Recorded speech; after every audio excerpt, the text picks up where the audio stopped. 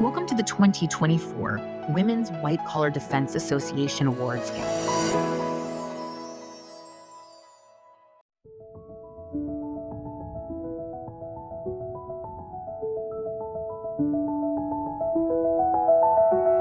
"25 years ago, the Women's White Collar Defense Association was born out of a vision to promote diversity in the white collar defense field, a vision to create new opportunities in legal and associated industries, and a vision to achieve equality at the top of the legal profession. We too are the face of excellence. We too are the face of talent. And we too are the face of legal brilliance. There was a time when being an ambitious woman in law often meant being the only woman at the table. But the pioneers of WWCDA sought to change that. They laid the foundation for a future where women could stand shoulder to shoulder with their peers. WWCDA proves how building a network and fostering it with great program and thought leadership will drive business to top women professionals across the world. Today, we are stronger in numbers and more powerful together. With over 4,000 members and 50 chapters around the globe, WWCDA is a testament to the power of unity and determination. I remember the very first WWCDA meeting I went to. It was an environment where women were intensely and intentionally focused on helping each other. What started as a vision has grown into an association with more than 150 events, 20 dynamic committees and task forces, hundreds of alumni, over 120 sponsors, and 34 initiatives, all aimed at advancing women in the legal field. There is no other organization like it. It creates a community of women. It allows women to ascend to leadership roles both within the organization and outside. As we celebrate our 25th anniversary, we recognize the trailblazers who came before us and embrace the future with confidence. The WWCDA is one of those forces pushing and is a shining example of how women joining together can empower change. Here's to 25 years of empowering, 25 years of influencing, 25 years of community, 25 years of networking, collaborating, and mentoring. We all have the ability to use our individual skills and talents to promote the goals that the WWCDA espouses, diversity and inclusion in the legal profession, and to make the path wider for those who will come after us. Here's to the Women's White Collar Defense Association, a quarter century of empowering women, promoting diversity, advancing in the field, changing the face of law, and paving the way for a brighter future.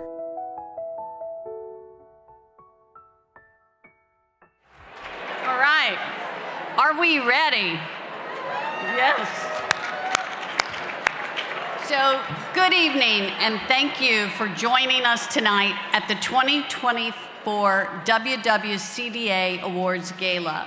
It is so exciting to gather together for this extraordinary event, and it's really wonderful to see such an amazing showing of support from all of you. Now, tonight is all about creating connections, empowering change by honoring those who have made a difference in white-collar defense while championing women. Now, before we begin, I want to note that dinner has been served, so please enjoy it during our program. After dinner, we're going to have a chance to mingle some more, and we know we are good at mingling over dessert. Now, I am thrilled to be the MC of this gala, particularly this year because it's the 25th anniversary. And I have, thank you.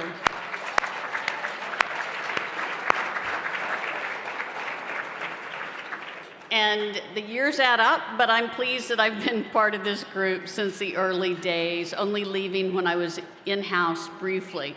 Now, without the support of all of you, it wouldn't be possible to fulfill WWCDA's mission to advance and support women in the white-collar field. And we advance and connect women all over the world and create tomorrow's leaders. Building such a strong community allows us to provide networking and business development opportunities, educational programming, and mentoring. Now, WWCDA has provided this to many of us here tonight and to countless others throughout their careers. It's my pleasure to honor the many leaders who are committed to exemplify WWCDA's mission. To see this organization blossom is so amazing and gratifying. When my friends Karen Pop and Beth Wilkinson started this organization 25 years ago, there were simply far too few women who were focused on white-collar criminal defense. It was an extremely male-dominated part of the profession. And if you step back and think about it, even the term that we use to describe ourselves, white collar, was coined in the 30s by Upton Sinclair to refer to a man's shirt that he wears with a suit and tie. But the women who did this work, even though they were vastly outnumbered by men, were incredibly strong and dedicated. Now, in New York, where I'm from, there was a group of women that called themselves the Old Girls Club, and that was in contrast to the Boys Club, which was rampant. Now, I am so grateful to them and all of our sisters who came before us, who laid the groundwork and were the true pioneers. We are fortunate that our founders had the clear vision and determination to build this organization, standing on the shoulders of those who came before us. This organization has made such a meaningful difference in the lives of so many of us through connecting us to one another. So I want to get started with our program this evening and hear from our winners and WWCDA leaders. Now, every year, our group has grown from city to city to state to country after country. We now have more than 4,500 members and 50 chapters.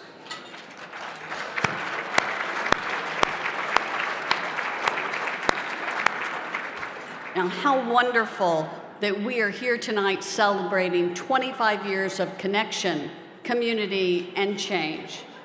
So 25 years ago, a small group of women, each of them already successful, were dedicated to supporting their peers and mentoring the next generation. Karen Pop was instrumental in leading those groundbreaking activities. Since then, she has been integral in helping to lead and grow the organization into the diverse and empowered face of law that we are celebrating tonight. Now, she has done this while building her own impressive career in private practice at Sidley Austin, where she has been leading the white collar group. All this after several important government positions, an AUSA in the Eastern District of New York, the Office of Legal Counsel at DOJ, and Associate White House Counsel for President Clinton. And she also did this while raising a beautiful family who's here tonight, William and Ben, and her beautiful wife, emcee.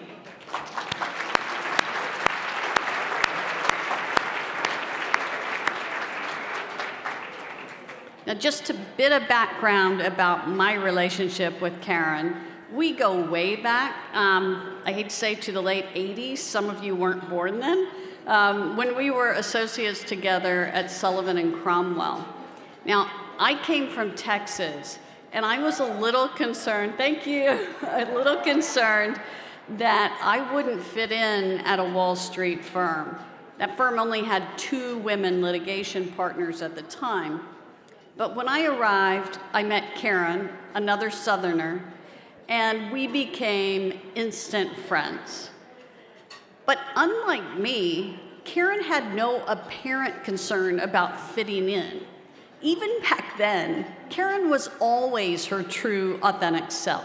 She was confident, She had an infectious sense of humor, and she instantly put people at ease. Her warmth, and for all of you who know her, just brings out the best in everybody. She was wicked smart, hyper-organized, and everyone at Sullivan Cromwell wanted her on their team.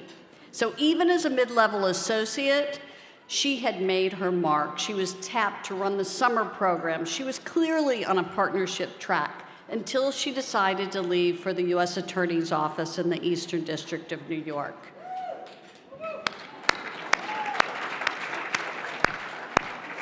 And there, Karen joined what I would say is a wolf pack of amazing women.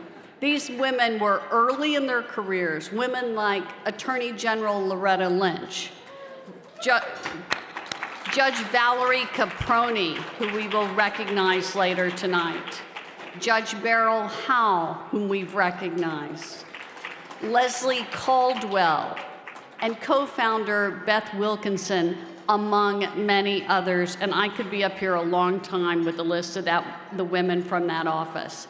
Each of these women were tapped for the national stage in important roles. It's like having Aretha Franklin, Whitney Houston, Madonna, Beyonce, and maybe a baby Taylor Swift all working in the same office at the same time. And I don't think that was just a coincidence that all of them went on to do amazing things. Yes, they were all great, but I saw firsthand how these women supported and encouraged one another. They had each other's backs. No doubt that support was an important foundation for them as they launched their legal careers. And since I've known Karen Popp, even before she went to the Eastern District of New York, she was supporting and launching women's careers. I have been so pleased to play a small part in this organization and helping to build the WWCDA. And Karen and I are both passionate about the mission. But for those of you who are new to this organization, make no mistake, without Karen Popp, none of us would be celebrating the 25th anniversary tonight.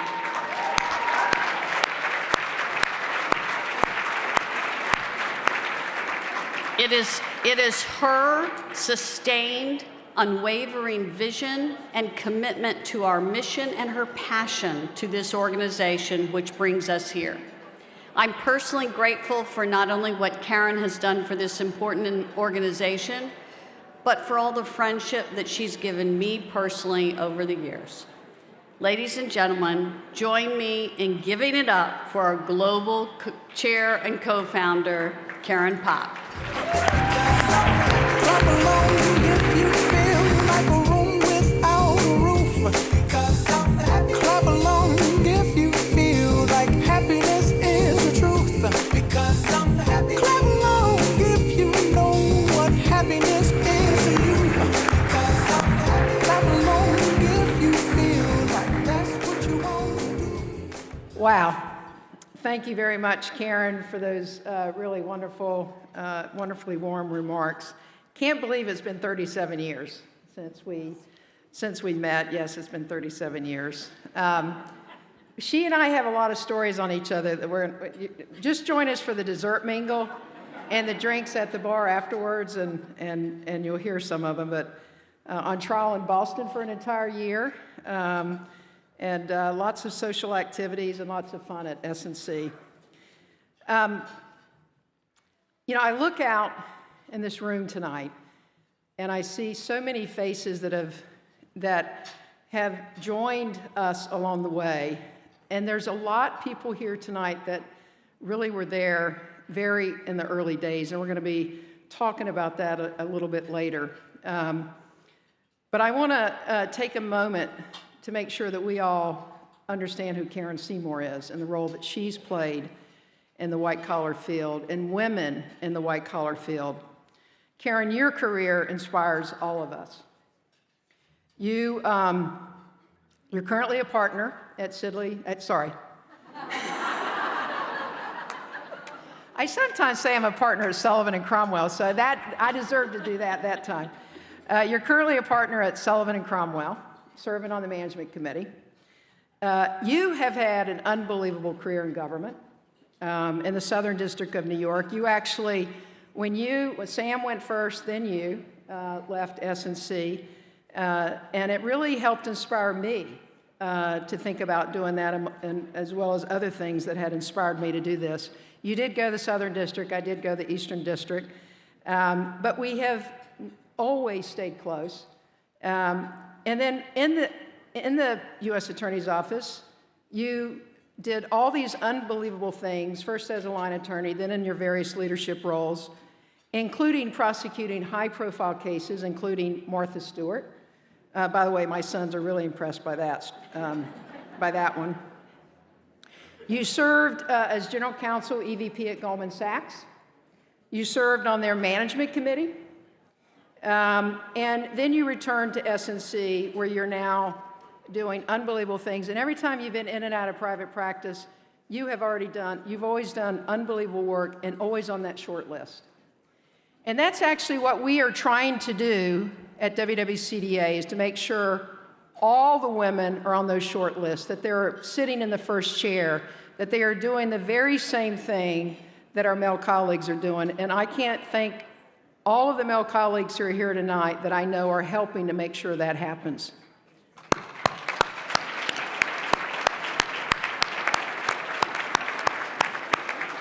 So, now let me make an official welcome to all of you.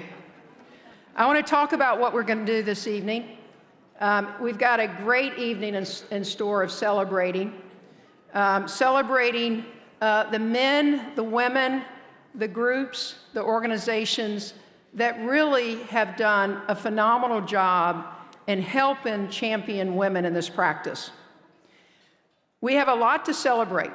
Tonight we've got another sold-out crowd, almost 700 of us, and people on the wait list, which is unbelievable.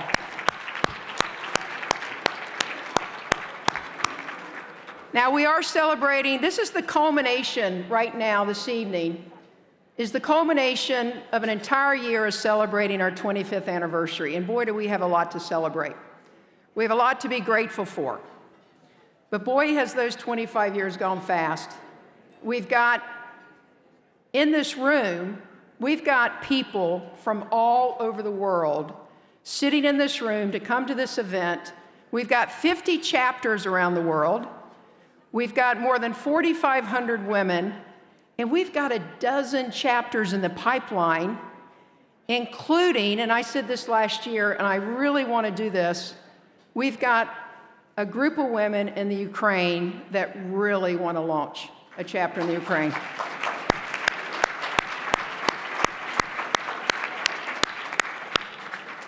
Now, we were founded in the late 90s with a simple vision: equality for women in the field of white-collar criminal defense. And with a simple additional mission of reducing the gender gap in the white-collar bar by providing networking, educating, and business development opportunity. We've expanded our early path of activities so that we can diversify what we do around the world. We have lots of initiatives that promote the leadership that our women experience in their respective careers. We spotlight our members, we promote our members, and we empower our members. In order to continue that growth, we've also expanded our activities. We started 25 plus years ago with one event a year. Right now we have more than 150 events around the world.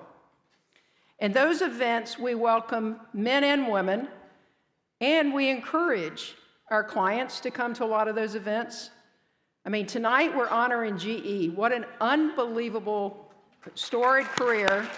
What a wonderful, an American success story, a global company that we're going to be talking about later. But that first event that we had was a lunch, and there was a small group of us here, There are some here tonight that was at that original launch. We invited Sitting Attorney General Janet Reno to attend. It was a huge success. We committed to each other. Beth and I sort of convened that lunch. We committed to each other to really go out. We started collaborating with other cities. We got together that next year at the ABA White Collar Conference. That first year when I came out of government in '99, Beth and I went to that ABA White Collar Conference. I think there were 10 women at that conference, 500 men, 10 women, some of whom are here tonight. And virtually no one, I think there was one woman on the panel that whole week of the ABA White Collar Conference. And Beth and I, having been in the government with all these wonderful, kick-ass women, some of whom are here tonight from the government, still in government, Judge Caproni, Judge Beryl Howell, that we knew that there are a lot of kick-ass women still out there. We just needed to find them, convene them, start referring business to each other, get our male colleagues to refer business to us. And that momentum started, and that a couple of years later, we had a group get together at the ABA White Collar Conference. I think this was in 2001, 2002. I think it was 2001. Might have been 2000. I think it was 2000. And there were like less than 30 of us. This one had just left the government and gone back to S&C and had just made partner. I called her up and I said, Karen Seymour, you're going to buy us breakfast. You're going to pay for breakfast at the ABA. I'm going to invite every woman that's coming. I think we had 27. We had women from Boston, New York, Miami, California. I said, you got more money than any of us. Loretta Lynch, you're right here. Right there's your seat. Look at Loretta coming in. There she is. So, she got stuck on the tarmac. She's on the tarmac at LaGuardia. And then so Karen Seymour bought our first on S&C business tab. I hope you put in for that. I hope Sullivan Cromwell paid for that breakfast. And then after that, we started getting together every year. We'd come in a day early to the ABA White Collar Conference. And we started calling it Spa Day. The women in Boston started organizing it. And the guys came in the day early to play golf. We said, you know what, screw the golf. We're coming in, we're drinking, we're eating, and we're having spa treatments. And we did that for years. And many of you were at those spa events. Within, if not at the spa event, within 3 months, you would get a piece of business from a woman at that spa event. It was just an unbelievable practice development. And that today, we don't do the spa part, but we do now come in 2 days early. Katie was one of our guest speakers, Katie Chu here from GE. We get together for an annual meeting, leadership retreat, the 2 days before. And there are a lot of guys, including some of you who are here, who want to attend, but we just tell you, go play golf. We just tell you, go play golf. We'll see you at the cocktail receptions during the week. It's a great thing to get together, just the women, because we plan for the year. We do a lot of initiatives. We do a lot of work trying to get women put on panels and different conferences. We collaborate with GIR. The ABA, you go to the ABA conference today, it's at least 50-50 women on panels. And that's because the ABA has been collaborating with our women's group for almost 25 years. A great success story there. And the reason why we have so many men in the audience is because we have always gotten your support. And your support has grown, and it's been very critical to us as an organization. And we really value you championing us and also referring business to us. I have a lot of Sidley male partners who give business to the women in this organization. We also have other initiatives. Thank you. I mean, in many of the law firms, the same is happening. We're trying to promote more women to get monitorship, receivership positions. We also hope that one of the great partnerships we have going right now that we've had in place for several years is partnering with publications that rank women, Chambers. Chambers, for example. We have literally more than tripled the number of women ranked in chambers in the last 3-4 years. All we ask is to rank women where they deserve to be ranked. That's all we're asking, and it's working. So tonight, we come together, and I really thank everyone for being here, because tonight we are celebrating the fact that there is a lot more diversity in the practice, that there are more diverse lawyers who are sitting in the first chair. And we are celebrating men and women tonight who have had a huge impact on the white-collar practice. I mean, just think about it. Think what the white-collar practice was 25 plus years ago compared to what it is today. It is a massive practice.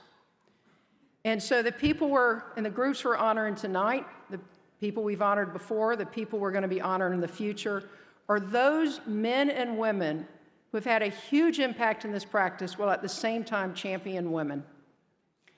And I hope that you will enjoy this evening. We're giving out several awards. We're going to be moving it fast. We've got great music. So, we've got great walk-on music. But I do want to I've got to thank not only you guys for being here, but also the people who keep supporting us beyond the individuals, and that are our sponsors. I want to thank our, first of all, I want to thank our global leadership who have put on this event tonight. I've got Susan Bazorgi, Michelle Shapiro. I've got Hannah Bornstein and Kyle Salzberg.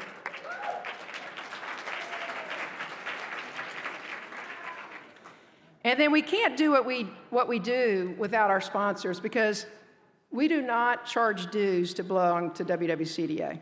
It's free. We also do not charge for any of our 150 events except this one and our annual meeting. That's it. Everything else is free. And the way we're able to do it is because of our sponsors. And we have more than 125 sponsors, law firms and consulting firms. And I can't thank them enough. So tonight, here are our champion sponsors for this evening.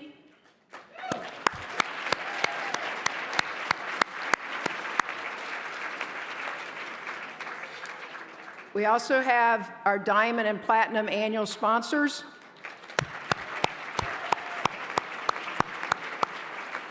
We have Gold and Silver as well.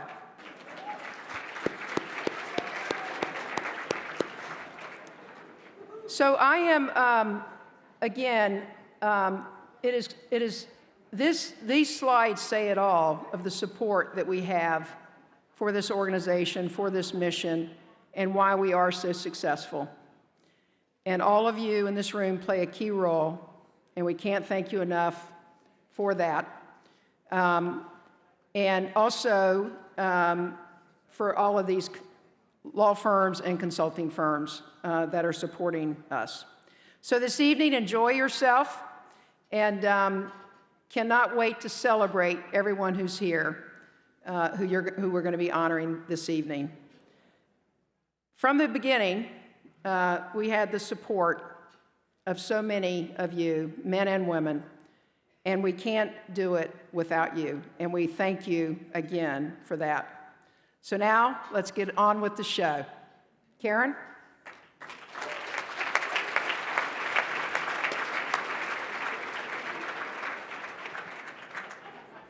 We have a short video, we're going to have just a short award, and then we have a video. Apologies. Our first award is the WWCDA Catherine O'Neill Mentoring Award.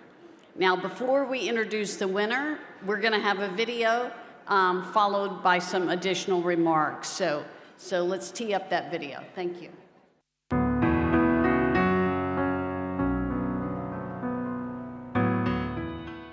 This award is given to an aspiring junior member of WWCDA in honor of the late Catherine M. O'Neill and in commemoration of her excellence, integrity, grit, and tenacity in her legal advocacy, her enthusiasm and optimism for life and the law, her boundless energy and creativity, her dedication to mentoring young lawyers, and her generous and tireless donation of her time and talents for the public good.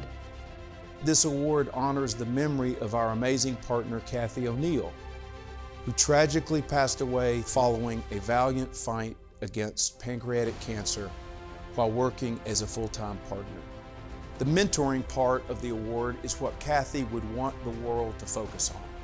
Kathy always made time to mentor the lawyers around her and to encourage others to do the same. She made those around her better. In 2015, I received a call on my cell phone from a very excited Kathy O'Neill. She was down in New Orleans at the ABA meeting and had run into Karen Pop. And Kathy said, "Jamila, I'm so excited. There is this women's organization made for us, specifically for us. And I really want us to do it in Atlanta, but I won't do it without you. You've got to join me." Some people would call a person like Kathy a superwoman. I call her a Wonder Woman because every time I saw her or saw something she was doing, I continued to wonder how it was that she was still able to do so much, so well, and always be a friend and mentor to many.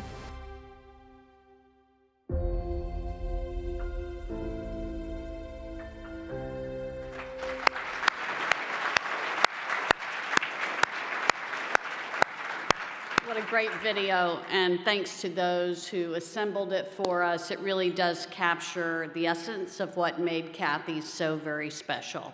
She was a remarkable woman who was an inspiration to all of us. She believed in connecting women and empowering change. What a wonderful message.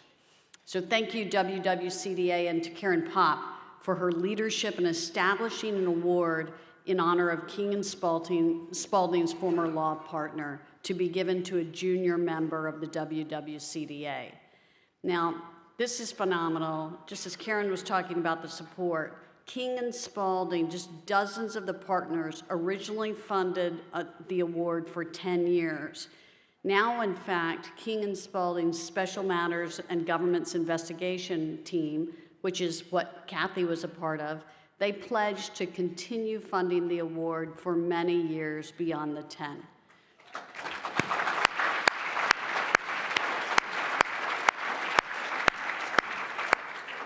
These donations fund a $2,500 educational stipend for the winner to use in her further legal and leadership development. Now, the award celebrates Kathy's dedication to mentoring young lawyers, her generous donation of time and talents for the public good, including the WWCDA. Now, her husband, David Namias, is here tonight. David, please stand.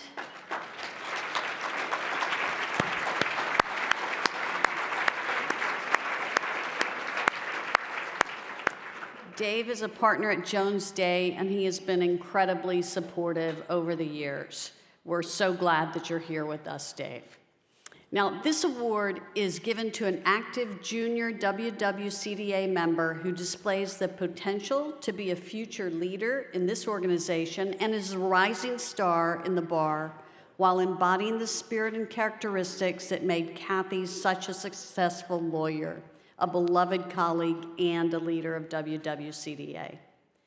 Now, WWCDA received many wonderful, thoughtful, inspiring nominations for this year's award. We are so appreciative to all of you who submitted such thoughtful nominations. Thank you. The future is really bright when we see the field of the potential award winners. But I'm pleased to announce that this year's WWCDA Kathy O'Neill Award winner is a DC chapter member, Paulette Pagan, partner at Bryce Benowitz.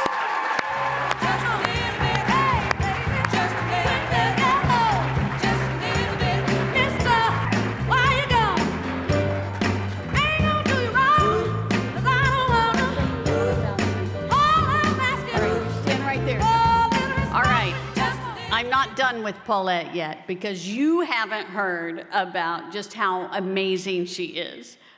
She is so active in the DC chapter. She also speaks and spoke at a chapter meeting as a panelist.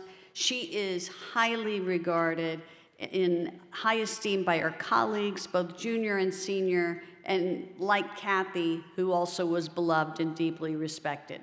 She began her service as a public defender. She also has co-lectured in criminal law classes, and she dedicates her time to serving on the board of a nonprofit that provides medical care to underdeveloped communities worldwide.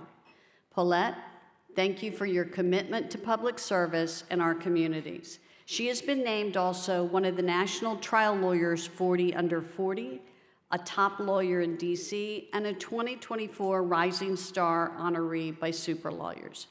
In addition to all these accomplishments as a trial lawyer, she has demonstrated considerable time, effort, and care to mentoring.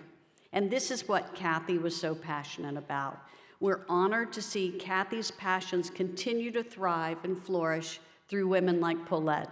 Congratulations, Paulette.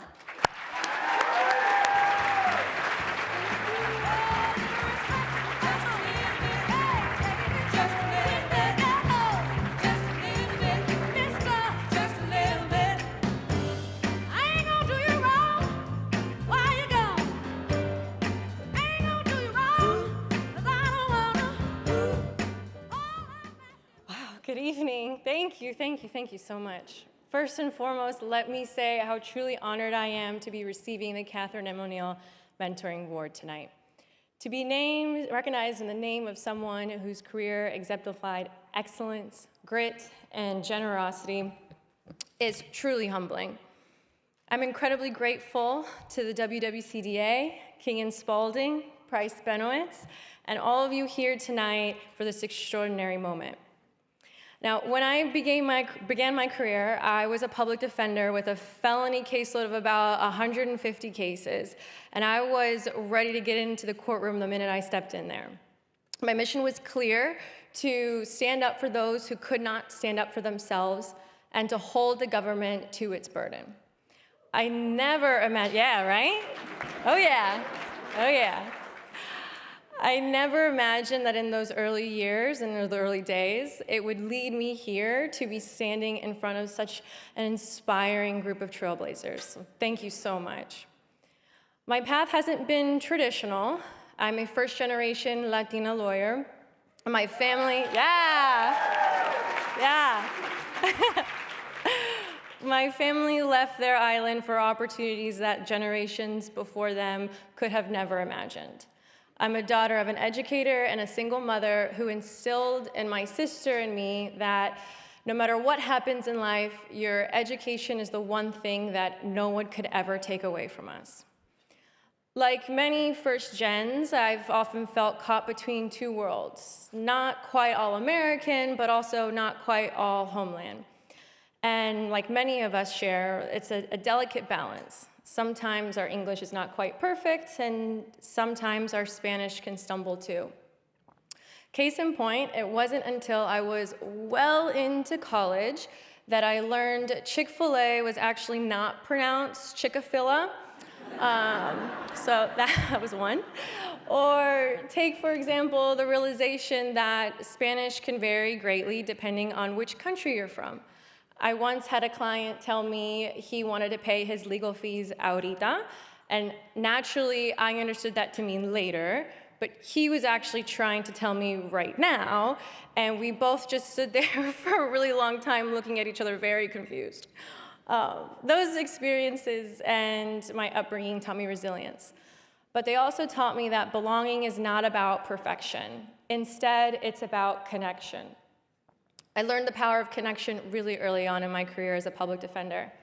I was fortunate enough to work next to a rock star of a trial attorney.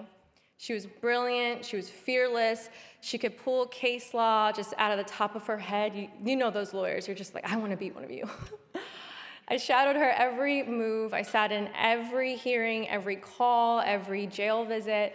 I organized the files the way she did. I thought maybe if I decided to become a vegetarian, I'll unlock that level of brilliance too, maybe. Didn't work out. That moment, that mentorship shaped the foundation of my legal career. And it showed me that when somebody believes in you, it can help you believe in yourself. Yes. Yes, thank you. When I transitioned into white-collar defense, I felt out of my depth. Street crime was all I knew. A double homicide jury trial, no sweat. But a white-collar case, cross-examining a spreadsheet, metadata, if anyone still knows what metadata is, help me out, I'm still learning. But it was that and the power of connection that brought me to the WWCDA. The WWCDA just welcomed me, a former public defender with a really big personality, into a world of white-collar defense with open arms. You didn't see my differences as obstacles, and you saw them as assets. And you gave me the confidence to push past my doubts and to thrive. That is why mentorship for me has become such a cornerstone in my own life. It's why I turned to social media to create a mentorship that I wish I had when I was little. My TikTok and Instagram accounts were born. On TikTok alone, with over 1.3 million views of my videos, I have reached young students, young attorneys, and yes, even potential clients worldwide. From the young high school student I sat on Zoom with and talked for an hour answering his questions, to the young undergraduate student who felt that she might not belong in law school because she didn't know any lawyers herself, to the young attorney who connected with my content and my videos so much so that after speaking with me, she joined the Missouri chapter of the WWCDA. Yes, yes. Social media has given us a platform to redefine mentorship in a way that can connect us all, that are innovative, impactful, and I hope worthy of a Kathy O'Neill's incredible legacy. And to my very first mentor, my mother, who is here tonight, gracias, mami.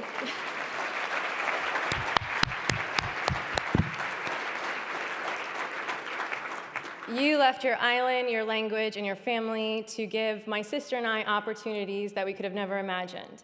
Everything that I've accomplished stands on the foundations of your sacrifices. Thank you for believing in me and my future, but most of all, thank you for letting me be exactly who I am.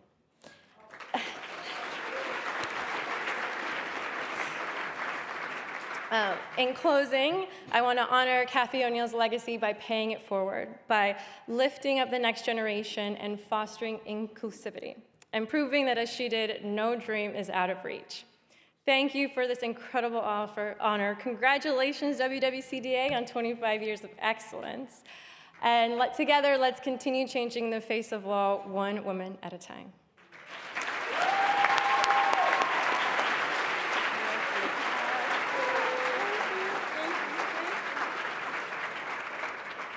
Wow. Congratulations, Paulette. Doesn't the future look bright for us? Now, our next award is the Group Award, honoring an outstanding team achievement in the white-collar field while advancing women. Now, this award emphasizes the power of teamwork and the importance it can have in promoting gender diversity in our field.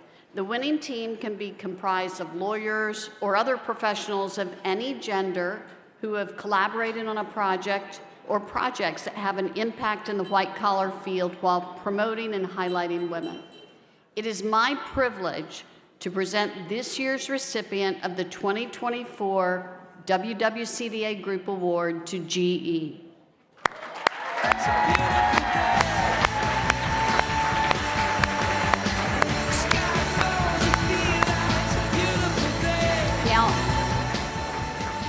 GE, General Electric Company, has been a household name for decades. It's a US company and a multinational conglomerate that was founded in 1892.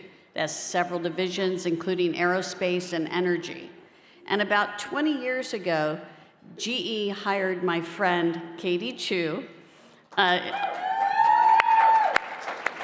She was a former AUSA in the Southern District of New York, and my former chief of the criminal division, and we worked together really closely. They hired her to lead and resolve major investigations for the company. Now, Katie joined GE, which already had a strong reputation for managing global compliance and risk, to work with business lawyers on major investigations, often with outside counsel.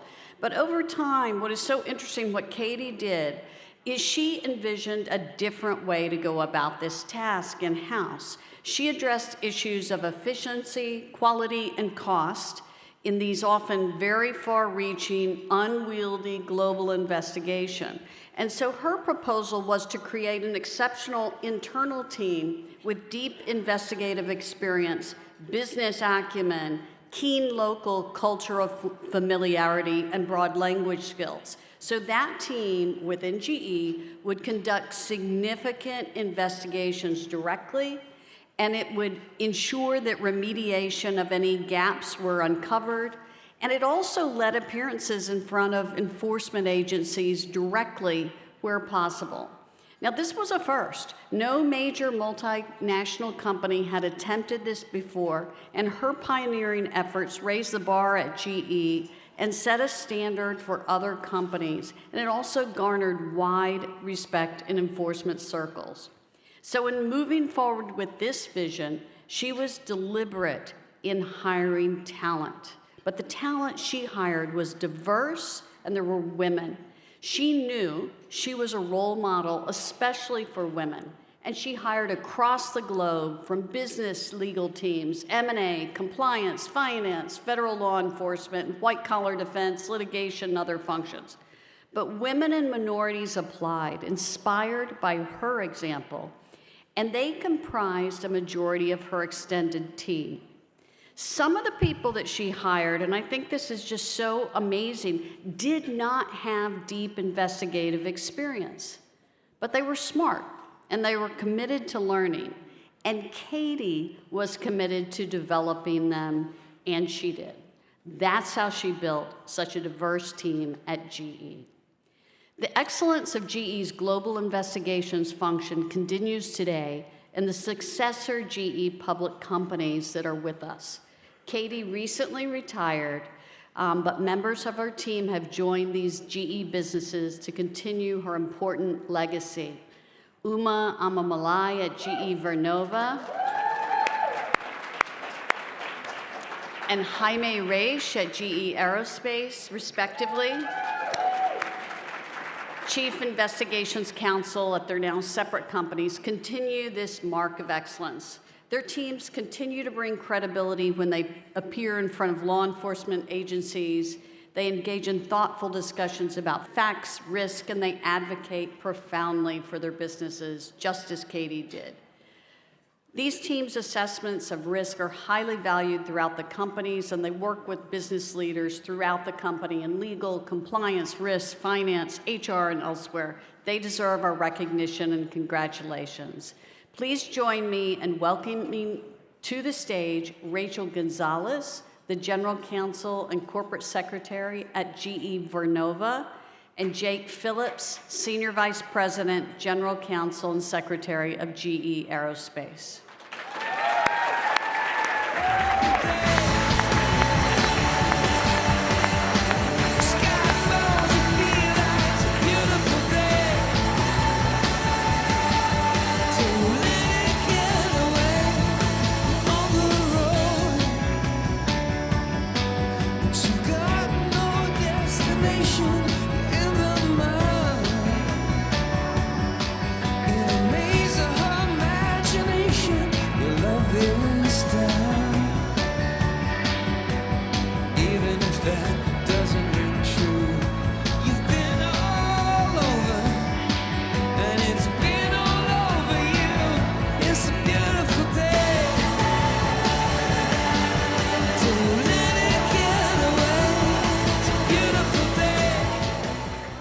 Well, thank you, Karen.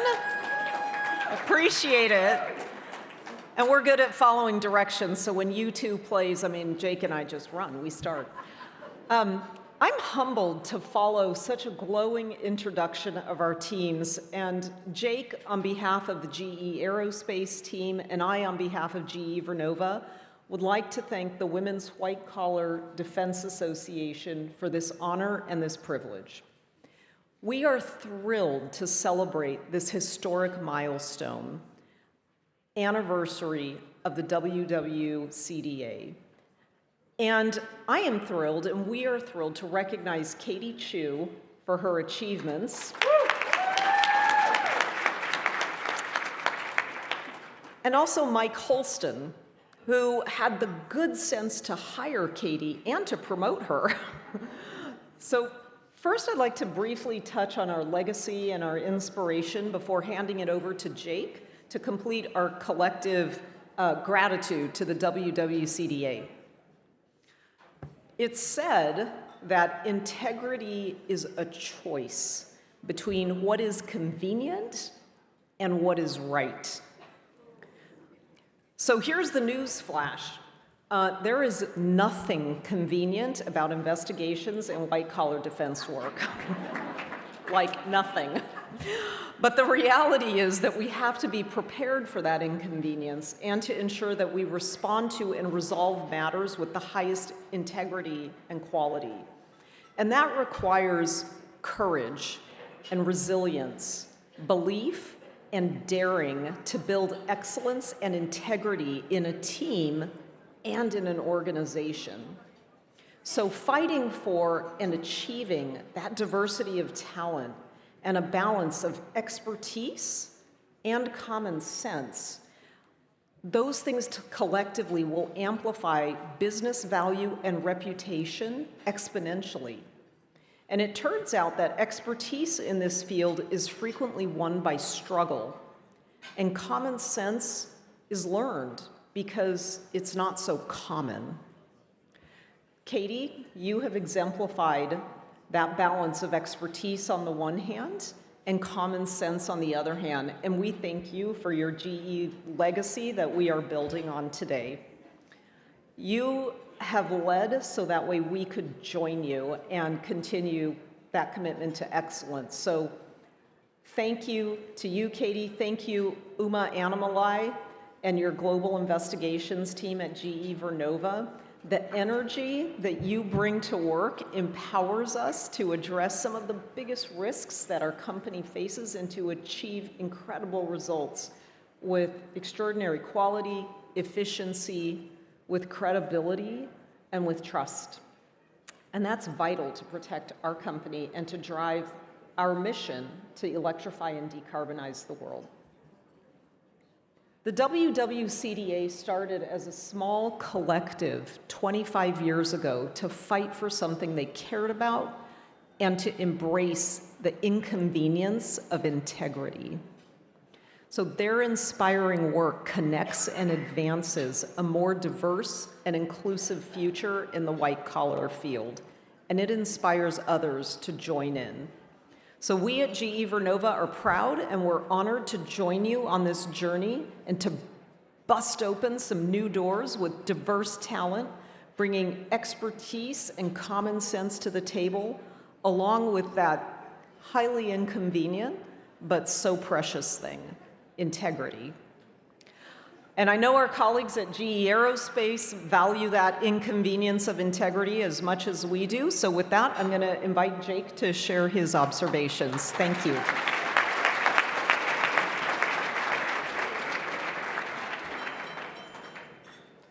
Thank you, Rachel. It's truly an honor to accept the Women's White Collar Defense Association Group Award on behalf of GE Aerospace. We are proud to stand alongside the other illustrious recipients tonight. Even as we begin a new chapter at GE, we appreciate the responsibility of carrying forward the legacy that we inherit, charting a new course as a standalone aerospace business, while sustaining GE's past success and tradition of excellence. Katie, I'd like to thank you, Mike Holston, and so many of your colleagues and predecessors for establishing the strong foundation we work to build upon. The leaders of our global investigations team, Dan Carney and Jamie Rach, and our Chief Compliance Officer, Melissa Kelly, are here with us this evening. They continue in the tradition that Katie and others helped to establish, leading a deeply talented, diverse, and yes, multilingual global investigations team that works hand in hand with business leaders to foster sustainable and compliant commercial success. We are deeply proud of this team and this tradition at GE Aerospace, and more importantly, we honor the critical work they do to ensure that we live up to our values. One of those values that's critical for us is respect for people. It's a North Star. It informs how we support each other, our customers, and the flying public. And it means we take seriously the concerns of all of our stakeholders, not only our employees, or our investors, or our partners in the communities in which we operate, but also our regulators. It means operating our business in an open and transparent way where we investigate and address concerns with integrity and work to achieve outcomes that are appropriate and just. This way of working is core to how we fulfill our purpose, to invent the future of flight, lift people up, and bring them home safely. To us at GE Aerospace, and I know at GE Vernova, the mark of a successful in-house white-collar function is a company's reputation for integrity. That reputation is something that we at GE have been fortunate to inherit, and it's also something that we work at earning every day.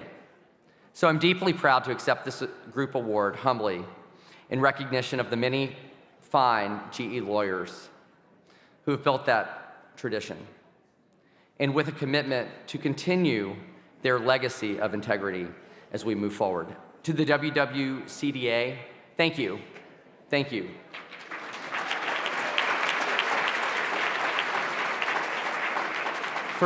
Thank you for building a legal community that sets the standard for excellence and celebrates the incredible contributions of so many women in the white-collar field. We wish you a happy 25th anniversary, and thank you again for honoring us tonight.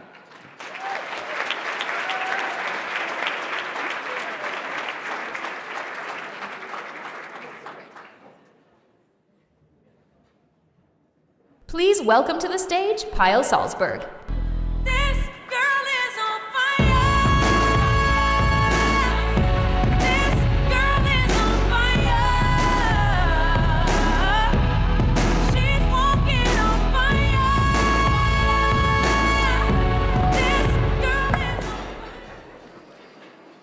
Thank you, Rachel and Jake, and thank you, GE, for your commitment to promoting and advancing women in law. Each year, I am inspired by the impact that our group award winners are making for women in the law. Congratulations again to GE. Our next award is the WWCDA Justice Ruth Bader Ginsburg Outstanding Law Student Award. I think we can all agree that Justice Ginsburg was a true trailblazer for women throughout her career, and then as the second female United States Supreme Court Justice.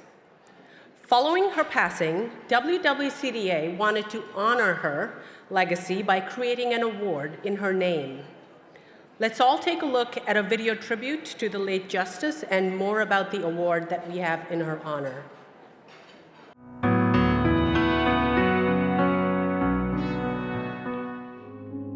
WWCDA commits to honor Justice Ginsburg's legacy and fulfill our organization's core mission to promote equality and inclusion within the legal profession and beyond. In my lifetime, I expect to see 3, 4, perhaps even more women on the High Court bench, women not shaped from the same mold, but of different complexions. I surely would not be in this room today without the determined efforts of men and women who kept dreams of equal citizenship alive. This award was created to honor Justice Ruth Bader Ginsburg. Like so many of the women in our organization, she was a trailblazer. She leaves an enduring legacy that we all must carry forward. We created the WWCDA Justice Ruth Bader Ginsburg Outstanding Law Student Award to reflect what our members were feeling after her passing. We could not be doing what we're doing professionally, but for Justice Ginsburg. We owe her everything. This award represents her efforts to pave the way for other women and her life's work of mentoring and lifting up women in law. I had the honor and great privilege of clerking for Justice Ruth Bader Ginsburg from 1999 to 2000. I am so pleased to know that the Women's White Collar Defense Association has created an award in Justice Ginsburg's honor to recognize a female law student who, like Justice Ginsburg, exemplifies excellence, perseverance, resilience, and a dedication to making ours a more just legal system. Because she knew how important it was for women, particularly young women, to see what they could also accomplish. I think the greatest gift she gave all of us was that she brought her whole self to all of her work. She acknowledged all the many parts of her life in her work. Her life as a lawyer, her life as a professor, her life as an advocate, her life as a parent and a spouse and as a judge. And she showed all of us that we too could bring our whole selves to this great endeavor that we call the law.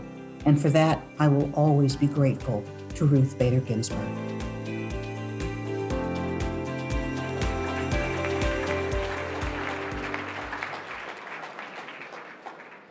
I watched that and I have chills up my spine. What a legacy. The WWCDA Justice Ginsburg Award is given annually to a law student in her final year of legal education who best exemplifies Justice Ginsburg's commitment to excellence, perseverance, resilience, extraordinary work ethic, and tireless efforts to ensure justice for all. I am so pleased to announce that this year's winner of WWCDA's Justice Ruth Bader Ginsburg Award, Outstanding Law Student Award, is Edith Leghorn, who is currently a 3L law student at Boston University School of Law.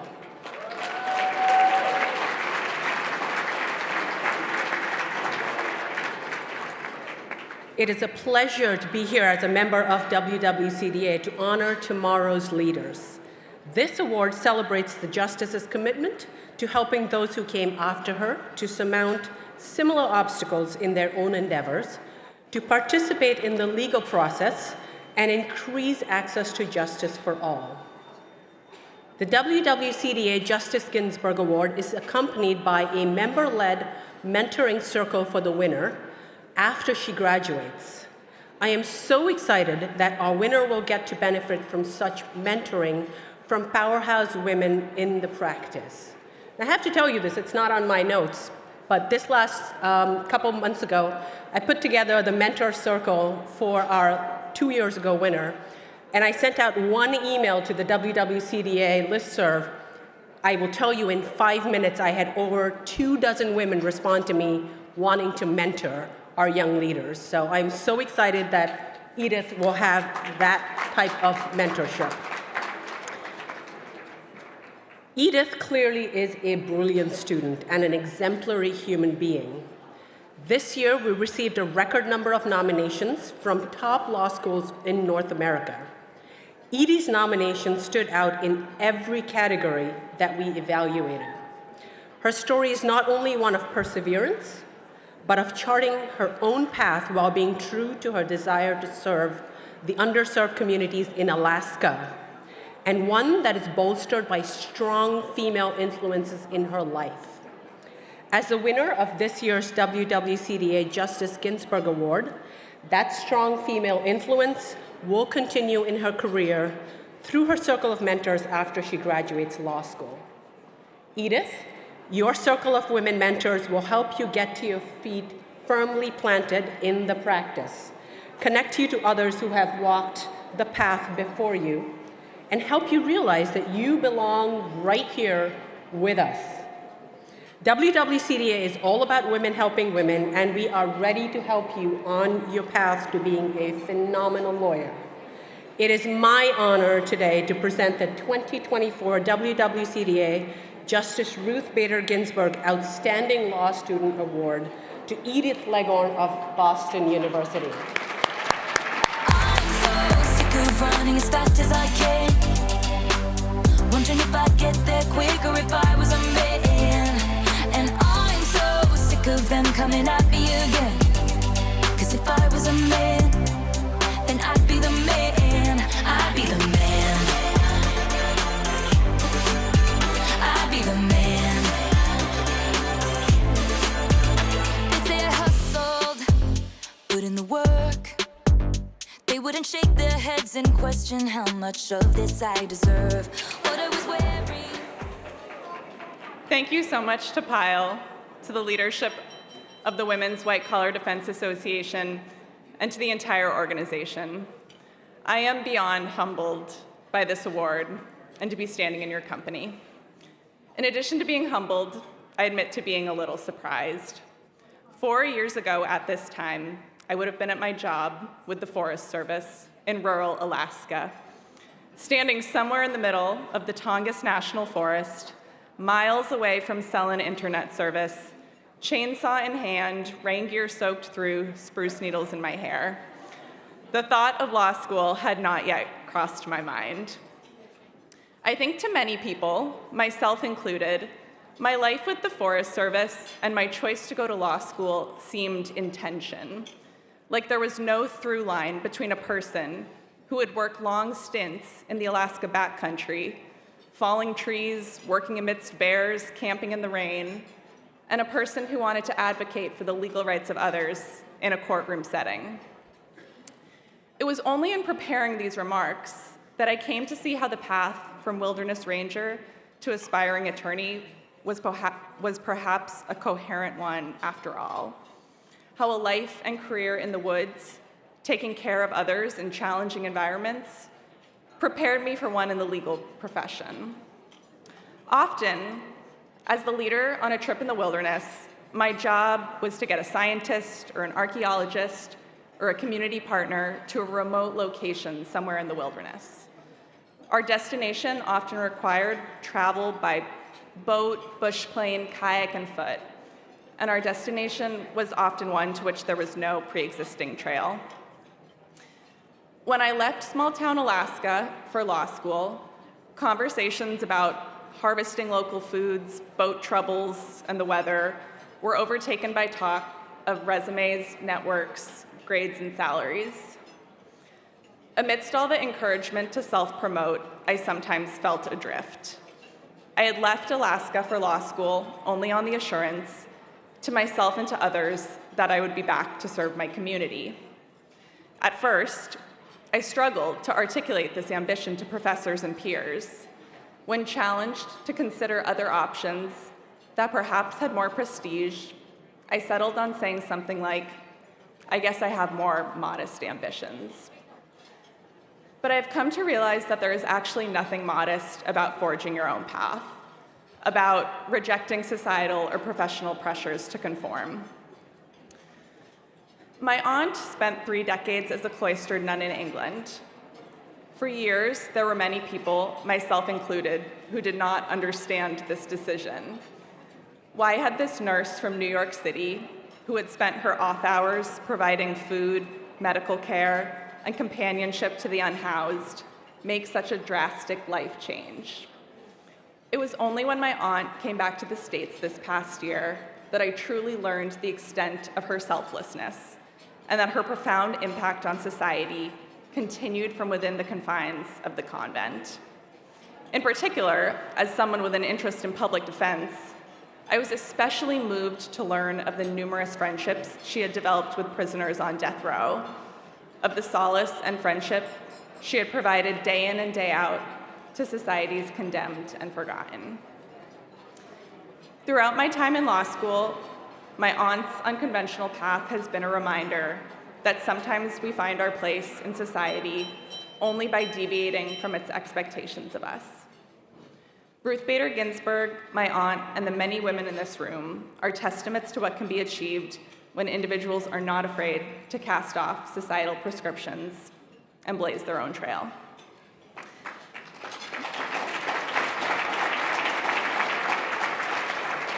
When leading people through the Alaska backcountry, I would often be asked, how much further? And while sometimes I might have a sense, sometimes all I could say was, I'm not sure. I've never been here before either. Standing here in this room of incredibly accomplished women, I am reminded that while the path I've decided to take post-law school is unusual, many before me have taken similarly uncertain trails. As I prepare to embark on a legal career, serving individuals and communities in Alaska, I am humbled and honored to have the many accomplished women of the WWCDA as my company and as my guides. Thank you once again for this incredible honor.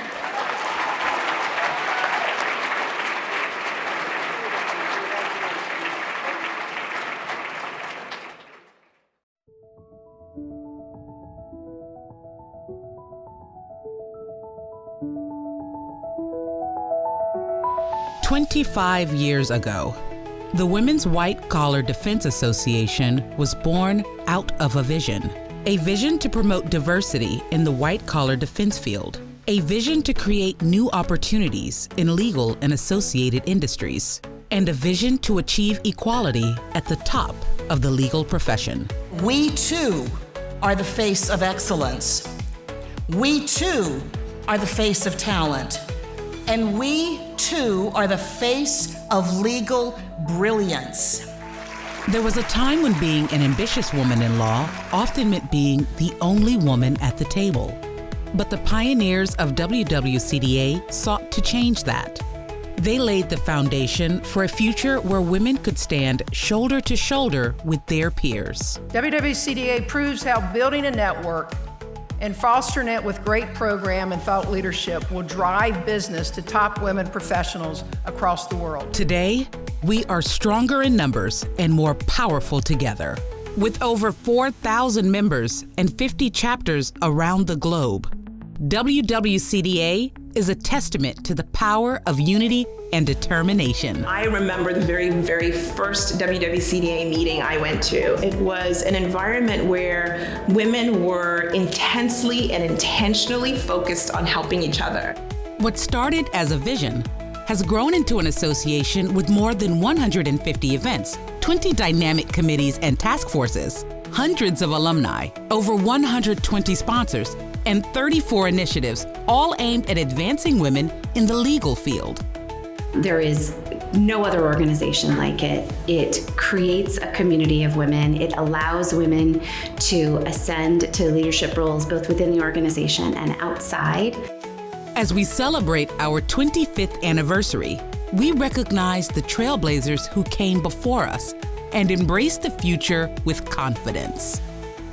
The WWCDA is one of those forces pushing and is a shining example of how women joining together can empower change. Here's to 25 years of empowering, 25 years of influencing, 25 years of community, 25 years of networking, collaborating, and mentoring. We all have the ability to use our individual skills and talents to promote the goals that the WWCDA espouses, diversity and inclusion in the legal profession, and to make the path wider for those who will come after us. Here's to the Women's White Collar Defense Association, a quarter century of empowering women, promoting diversity, advancing in the field, changing the face of law, and paving the way for a brighter future.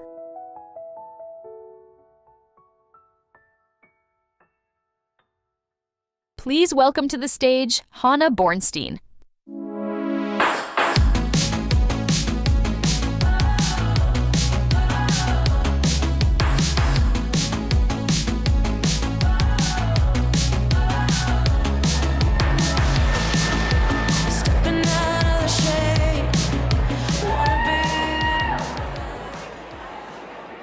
Congratulations again, Edith. Your future is so bright. Our next award to be presented is the WWCDA Lori A. Miller Leadership Award for the advancement of women in white-collar defense. First, let's hear more about the award and the incredible woman for which it is named.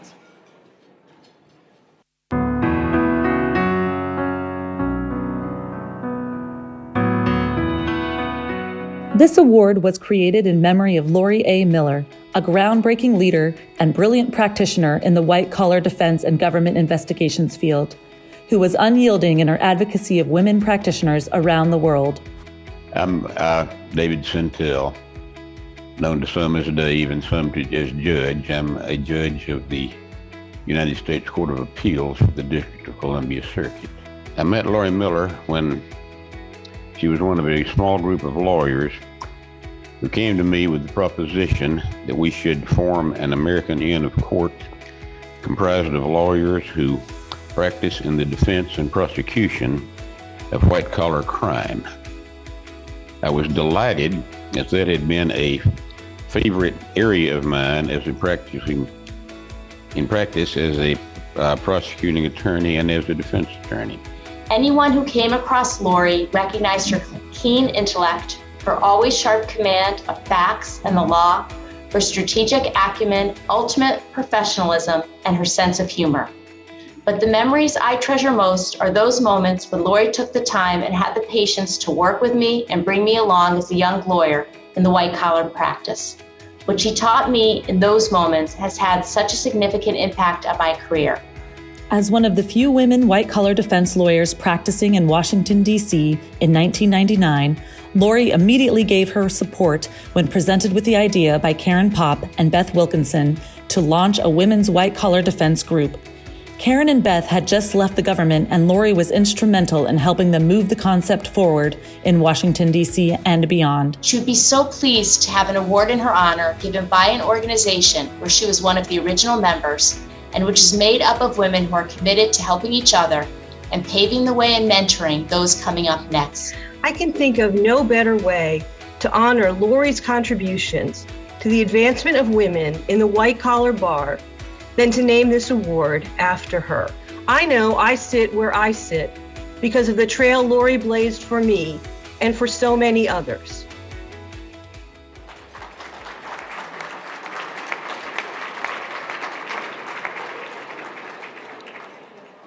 What a remarkable woman. Lori's partner, Lois, is here with us tonight. Lois, if you could please stand.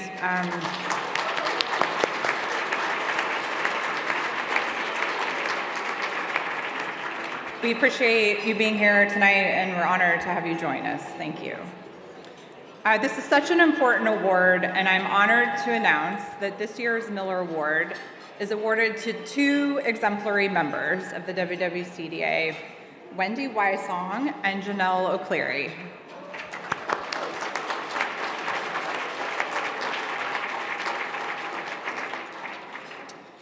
WWCDA launched this award to recognize women who best exemplify Lori's groundbreaking leadership in law and the advancement of women.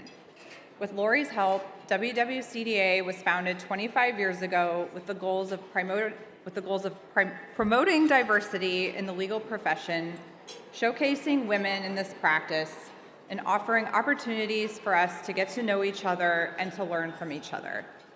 I know that members from around the world will join me in celebrating Lori's legacy. The best way to celebrate that legacy is to present this award to two extraordinary individuals, and I would like to first recognize Wendy Wysong.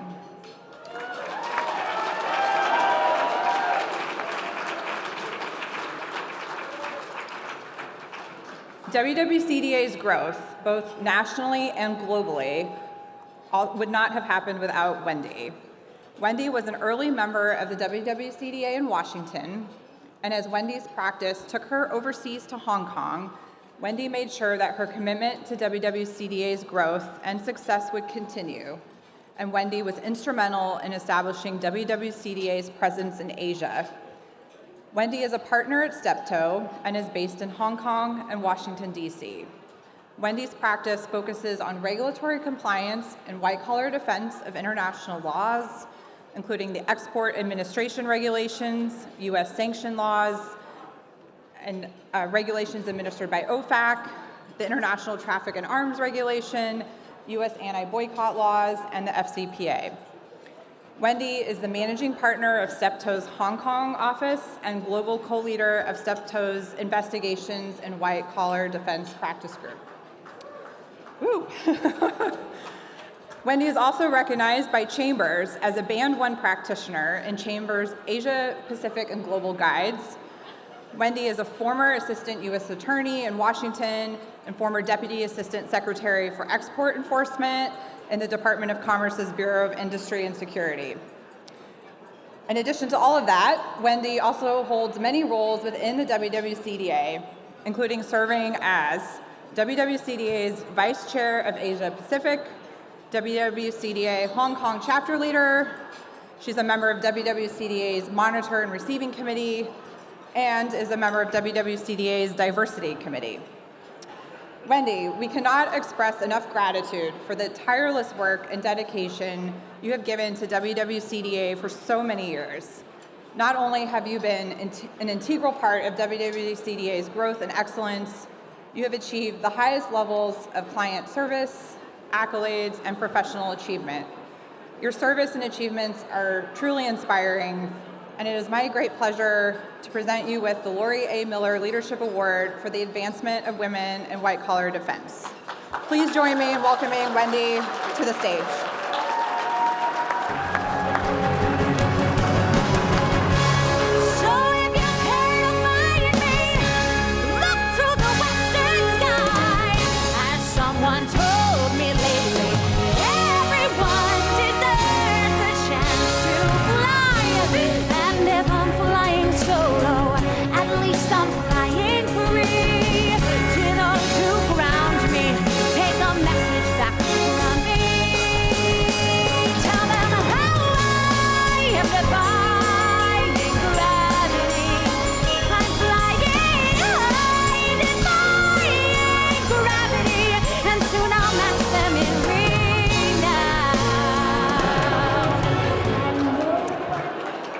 Well, thank you all so much for being here tonight, and congratulations to the WWCDA for another awe-inspiring gala.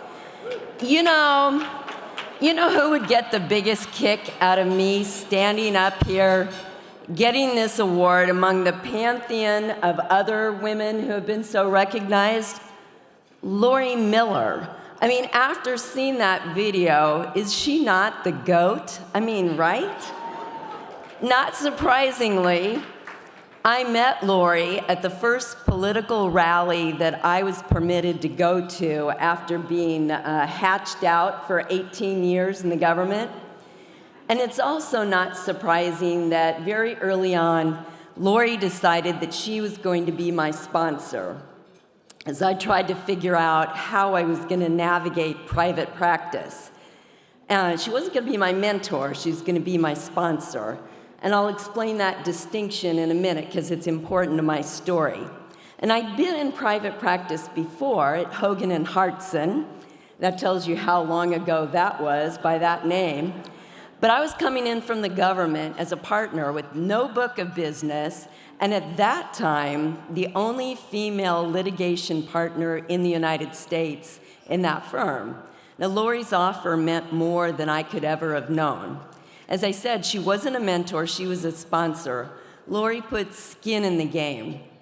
She referred business to me, she made introductions, she nominated me for the Inn of Court, she was a reference for Chambers, and she really introduced me to the WWCDA. Lori really embodied what WWCDA is all about and what we believe in doing for women, and what I tried to do at Clifford Chance and now at Steptoe. Steptoe has really shown me what all of us have experienced about what a woman can do without a foot on our necks, to quote RBG. The firm is led by a woman. Most of the offices and practice groups are led by women. And let me stop you thinking what some of you are thinking. They're not just terrific, at administering million-dollar operations, but they're also some of our highest rainmakers, successful leaders, lawyers, and in many cases, single moms. So I lead an office and a practice in Hong Kong. And I'm often asked about what it's like practicing law in Hong Kong. Well, first, I'm going to divert just a minute. In 2007, when I left the government after enforcing export controls and sanctions for almost a decade, I told my recruiter, you tell those law firms that sanctions and export controls are going to be the next FCPA. And some got it. It took Lisa Monaco 15 years to realize that. But, well, anyway, so that was the expertise and the experience that I went into private practice with. So, of course, I immediately got dragged into the Siemens FCPA case. Decidedly not a sanctions case. And that's what brought me to Hong Kong in 2011, was FCPA cases. So it didn't take long after I got there, though, that I realized that the leading white-collar practitioners in Hong Kong listed in chambers were, with maybe 2 exceptions, all women. So, of course, Kim Nimero and I started the Hong Kong chapter of WWCDA, sort of the same, like you've heard about how every men's golf outing gets started, and Spa Day. It was an excuse to get together and build a firm for BD.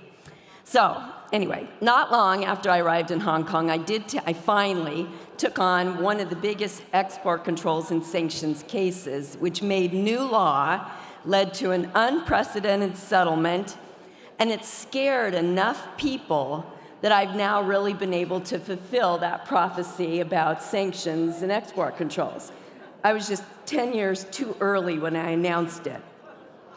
So practicing and living in Hong Kong, what it's like, I've been there 14 years. I've experienced at least 3 different protests. I've been tear gassed as a bystander. I survived the pandemic. I did spend over 2 months in quarantine. And let me digress just a second again. I spent 3 weeks locked up in a hotel room with my husband watching Squid Game, which really confirmed that I had made the right choice 43 years ago.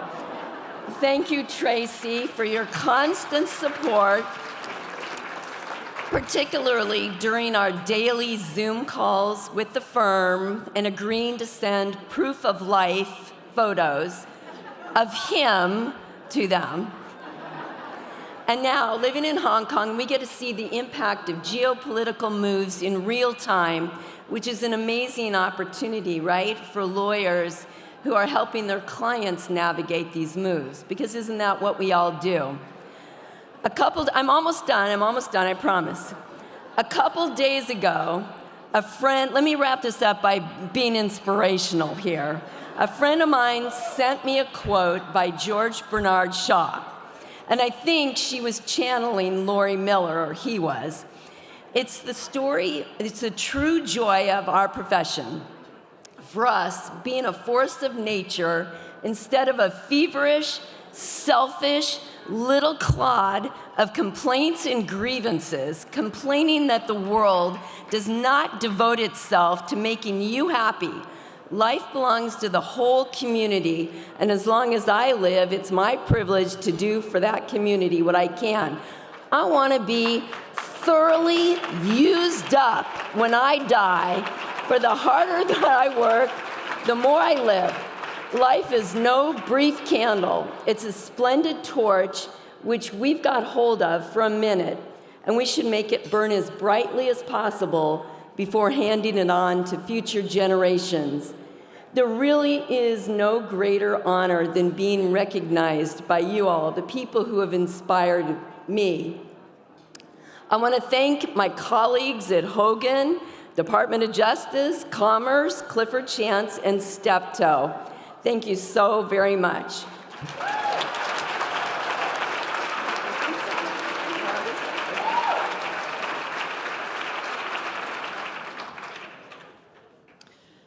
Congratulations, Wendy. We hope you continue your great work, and thank you for making such an impact. Now we turn to our next Miller Award winner. I would now like to recognize Janelle O'Cleary. As you have heard throughout the evening, the growth that WWCDA has experienced over the past 25 years is extraordinary.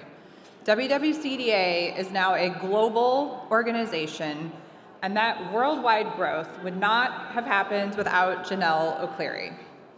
As Janelle has maintained a high-profile white-collar practice in Ireland, Janelle also has worked tirelessly in expanding WWCDA internationally. Thank you, Janelle, for all you have done for WWCDA. Janelle's accomplishments are many. Janelle is a partner at Arthur Cox in Dublin, Ireland. Janelle represents clients in litigation, dispute resolutions, and investigations. And she represents clients in sectors that include financial services, healthcare, life sciences, and technology. Janelle is recognized by Chambers in Europe as a leading lawyer for business in Europe.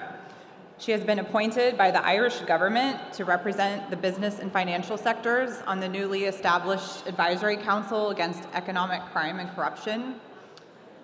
Janelle is also the WWCDA Vice Chair of Europe and Latin America and is the WWCDA Ireland chapter leader.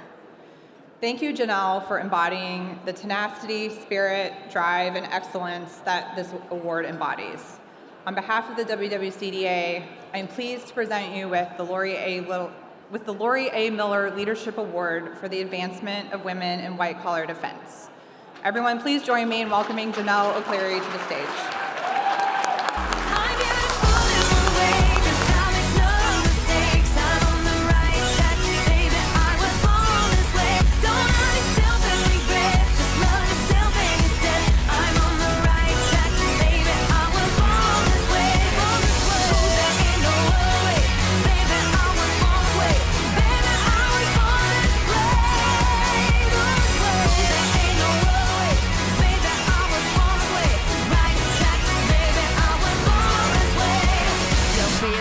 Just be a queen. Don't be a drag, just be a queen. Don't be a drag, just be a queen. Give yourself prudence and love your friends. Thank you, Hannah.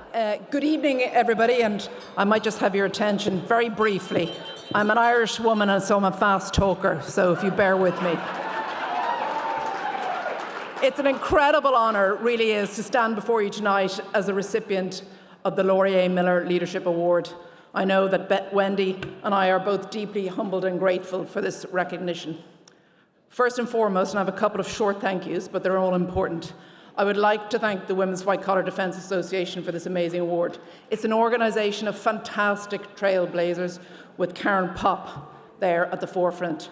Women who have all forged ahead but also reached back to help others along the way. And I think the commitment of everybody to supporting and advancing women is really, truly inspiring and can't be forgotten.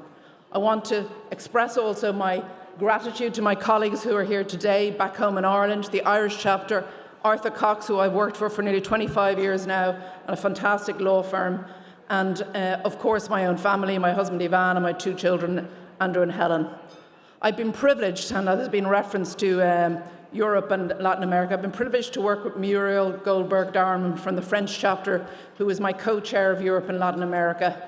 And we've collaborated and exchanged ideas with our colleagues across Europe and Latin America to enrich all the work that we do in those different areas. One of the initiatives which is closest to my heart is our recently established cross-border mentorship program in Europe. We now have over 50 lawyers since October, mentors and mentees across the different borders assisting each other.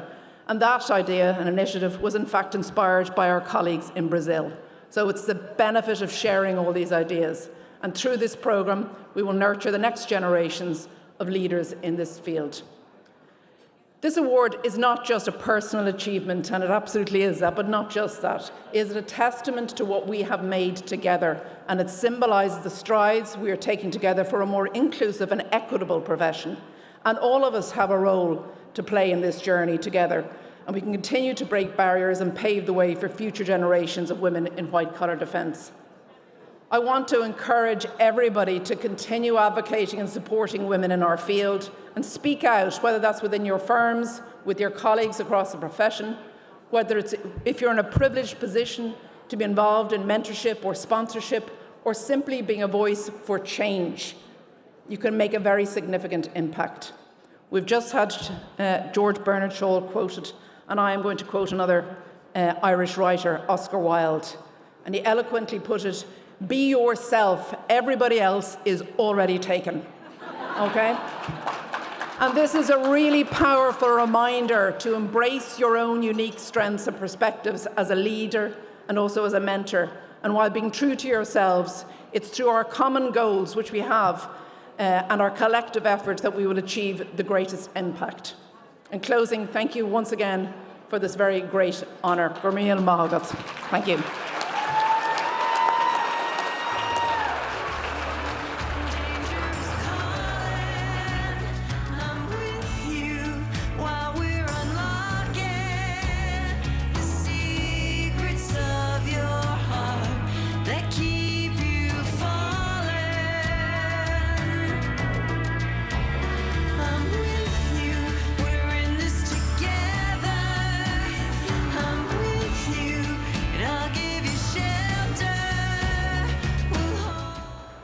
So please join me in congratulating Jonelle and Wendy.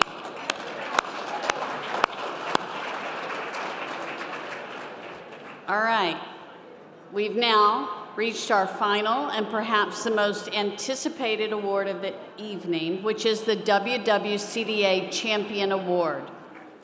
And I want everyone's attention for this one. This is the big one. This award is given to an individual who has made a profound impact or achieved significant success in the white-collar field while advancing opportunities for women. We honor trailblazers from the government, from the private sector, from academia, who use their own platforms to help women in the profession.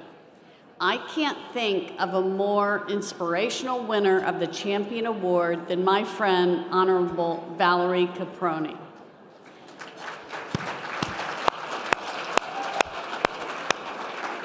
Judge Caproni was sworn in as a district court judge in the Southern District of New York in January of 2014.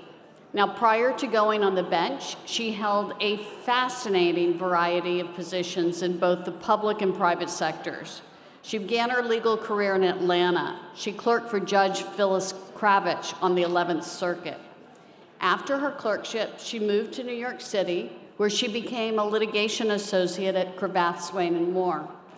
She then left Cravath and became an AUSA in the ED&Y, where she prosecuted a wide variety of cases. And in '89, she left the U.S. Attorney's Office to serve as General Counsel and Senior Vice President of the New York State Urban Development Corporation, where she participated in the very much needed redevelopment of Times Square in New York City. Thank God. In 1992, she returned to the U.S. Attorney's Office, where she was tapped to serve in a number of leadership positions, ultimately serving as chief of the criminal division. Now, while in the U.S. Attorney's Office, she received the Attorney General's Award for Distinguished Service. In 1998, she left the U.S. Attorney's Office to become the regional director of the Pacific Regional Office of the SEC in Los Angeles. And then, in 2003, she goes on to become general counsel of the FBI. In 2011, she became deputy general counsel and vice president of Northrop Grumman. Now, I had the pleasure of getting to know Judge Caproni when she was a senior leader in the U.S. Attorney's Office for the Eastern District of New York. And fortunately for me, one of my trials was transferred, so I had the pleasure of trying it with Judge Beryl Howe and Kathy Palmer, who's not here, but a great attorney. And there, I had the privilege to get to know her, the rest of what I think of as the wolf pack of the Eastern District, and I have had the pleasure of following her career with great admiration. Judge Caproni truly embodies the mission of the WWCDA, She has been a trailblazer. She opens doors for women in law, and she has made and continues to make a profound impact in our field. Please welcome the winner of the WWCDA Champion Award, Judge Valerie Caproni.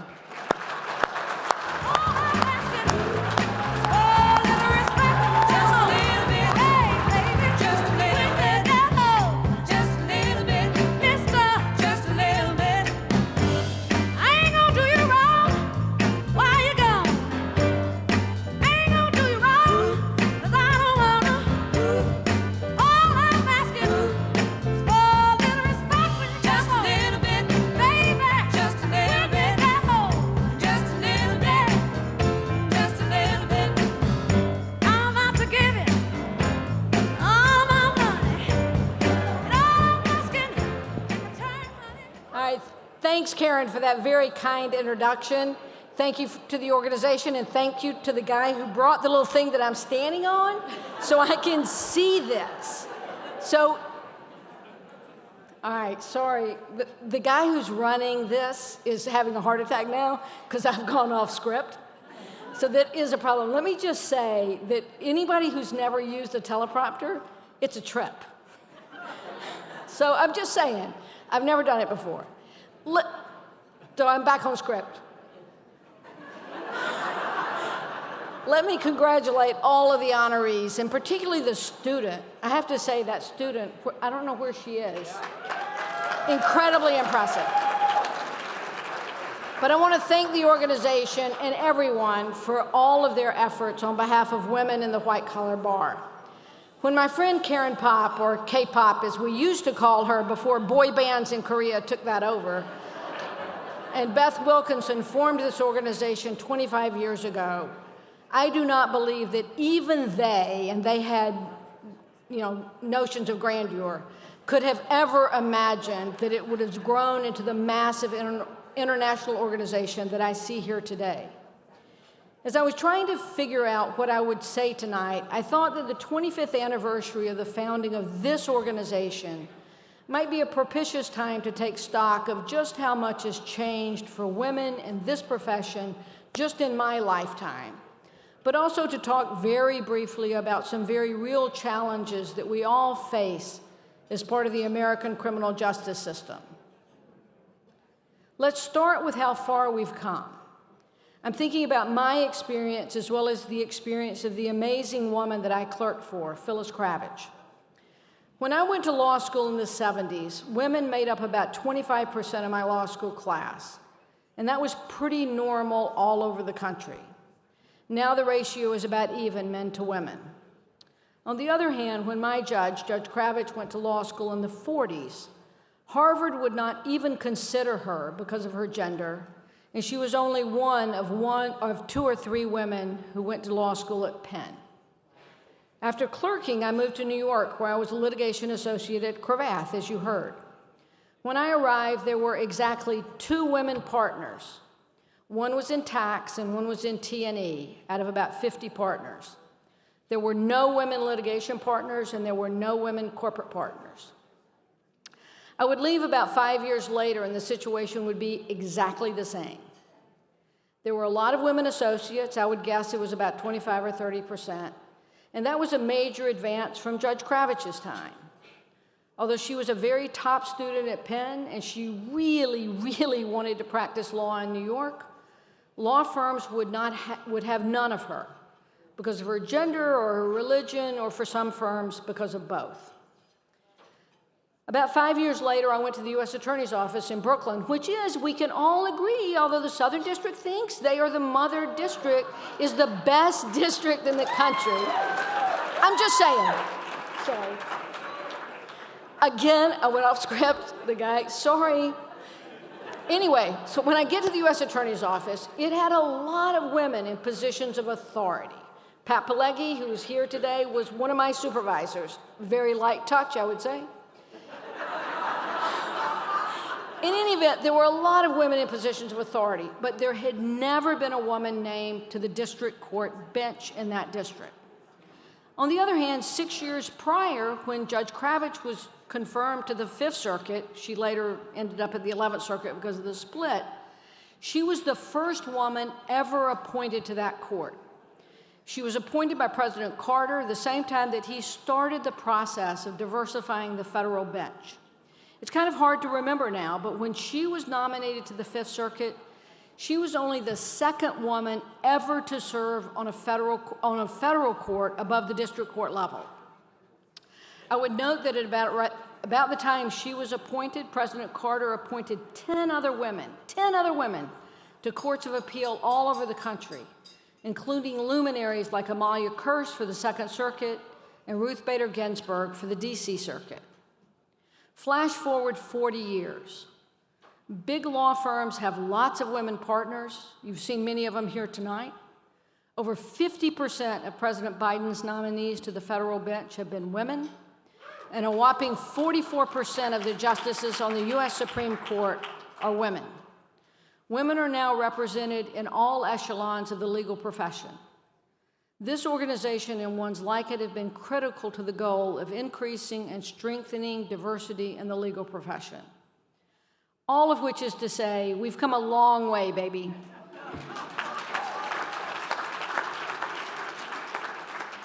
That's all the good news. The challenge for us and for everyone who is part of the criminal justice system has been and will continue to be, the big challenge is that the criminal justice system has been and will continue to be pressure tested in a number of different ways. Let me make a disclaimer. I wrote this speech 2 weeks ago. It is not intended to be, and it is not commentary on any announcement in the last week or two from any current president, any past president, or any future president. The criminal justice system is being pressure tested because some members of the public believe that courts have become political entities. You see it in press accounts, where not always, but frequently, the article will identify the president who appointed a federal judge, as though that tells you something about where the judge is leaning. The system is being pressure tested because of the push and shove at the political level between whether we have too much law enforcement or too little, between whether the U.S. Justice Department is pursuing or plans to pursue prosecutions for political reasons. Some citizens wonder whether any given prosecution is part of a legal vendetta, or is it a function of systemic racism, or is it just a plain old righteous prosecution? And the system is being pressure tested because, at least in some corners of this country, too many citizens are living in a post-fact world where big lies take on lives of their own. I have to say that at least to date, I have not seen those problems affecting trials. While lawyers are known to make head-scratching arguments, let me just say, nobody in this room, I'm sure, would do that. But notwithstanding that, jurors are intently focused on the facts and the evidence that supports those facts. They take their responsibility incredibly seriously, and in my opinion, generally get the result right. Nevertheless, all of those things create pressure on the system, and we all, judges and lawyers, have a role to play in making sure that pressure does not adversely affect the ability of our criminal justice system to continue to strive to deliver equal justice to everyone. In my view, having a diverse criminal defense bar for white-collar crime, but also for other types of crime, is important to making sure the system can stand up to that pressure. For all of the criticism from some corners of the world to the very concept of diversity, my experience has been that diverse voices that come to a problem from different professional and personal backgrounds, results in better decision-making. Diversity makes the profession better able to resist negative pressures and to advance the cause of equal justice. I believe that organizations like this one are critical to maintaining and enhancing that diversity. You all know this. You all know what this means in practice as well as I do. You've heard about it all evening. It means that each of you have a responsibility to refer big cases and small paying clients and those who will struggle to clients who can handle that work professionally and well. It means mentoring younger lawyers and making sure they're introduced to clients who are making decisions about who to hire as their counsel. It means asking judges whether it's okay to split up an oral argument so that a younger lawyer can get some on-her-feet experience. I have to say I have curmudgeons as colleagues, but I know that's a surprise. It's only in the Southern District, nowhere else. But even the crankiest of my colleagues will jump at the opportunity to give a young lawyer the experience to actually speak in court. So don't feel shy or worried about asking. While great strides have been taken in the profession, more can be done. It is still not uncommon, particularly in high-profile cases, for every lawyer in my courtroom to be male. While that's also true, I'm also happy to report that it's also true that unlike 30 years ago when I was a young AUSA, it's also not uncommon for every lawyer in my courtroom to be a female.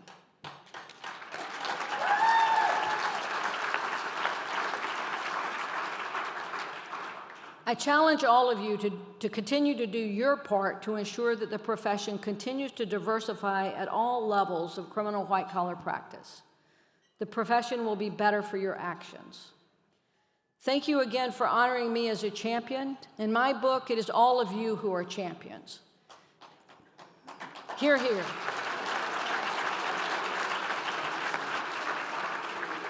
Keep up the work that you are all doing to ensure that the American criminal justice system provides equal justice to everyone who comes into it. Thank you all.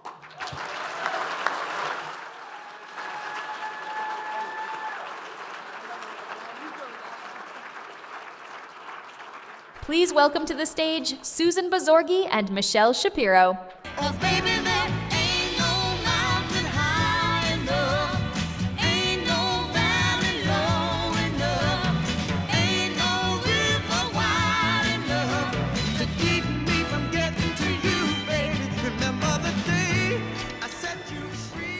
Yep. Hello, everybody. I'm typically not someone that would keep you from you and your dessert, but this is important. We have a few more comments. First, congratulations to Judge Caproni. Well deserved. We're now going to present the chapter awards. I know you've heard some of this, but it bears repeating.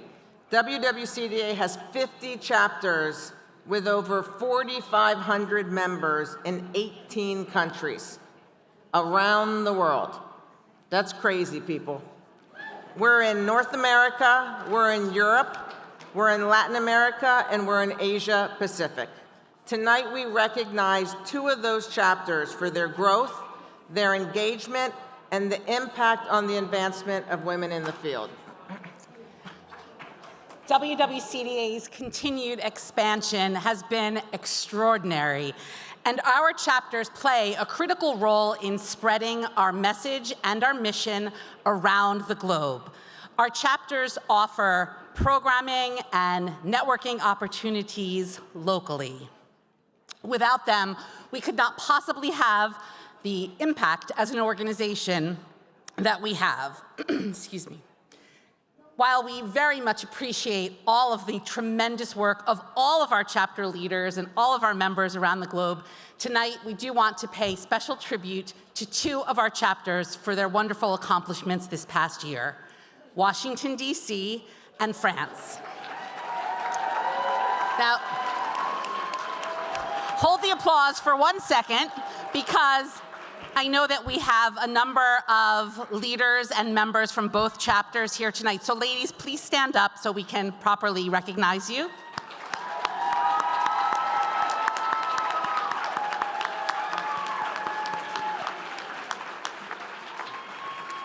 Thank you. Congratulations to Washington, D.C. and France.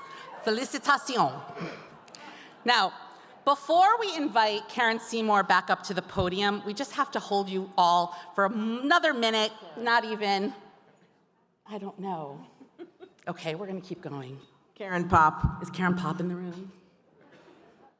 Oh, there you are. How convenient. Okay, so We can't possibly celebrate our 25th anniversary as an organization without, as members, taking a moment to recognize, to thank, and to celebrate our fearless leader, Karen Popp.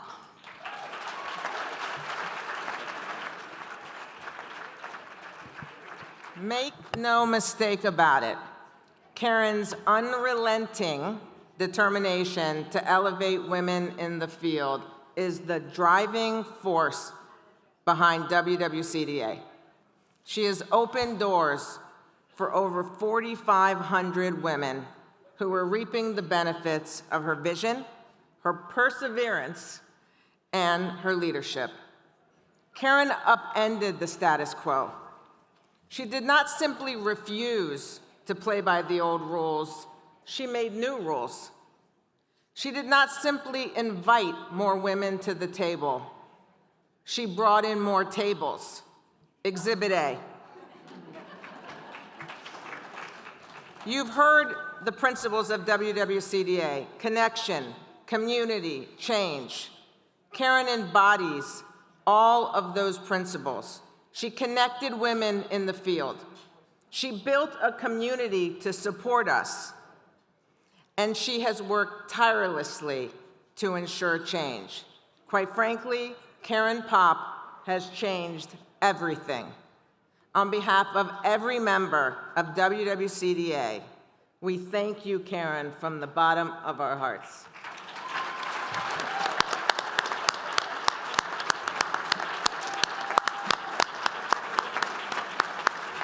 All right, it's now our pleasure to invite our MC, Karen Seymour, back up to the podium for some closing remarks. So, thank you for those remarks. I couldn't agree more, and I will be very short. This has been a fabulous night. It's been truly unforgettable. I would like to congratulate each and every one of our award winners tonight. They all are making a huge difference in the lives of so many. And I also thank all of you for coming to make this event a resounding success, as well as the staff of the WWCDA who worked tirelessly to pull this together for us. What a great night. So it's been a pleasure to be here. I hope to see you in just a few minutes after we hear from Karen to share a few final remarks. Thank you.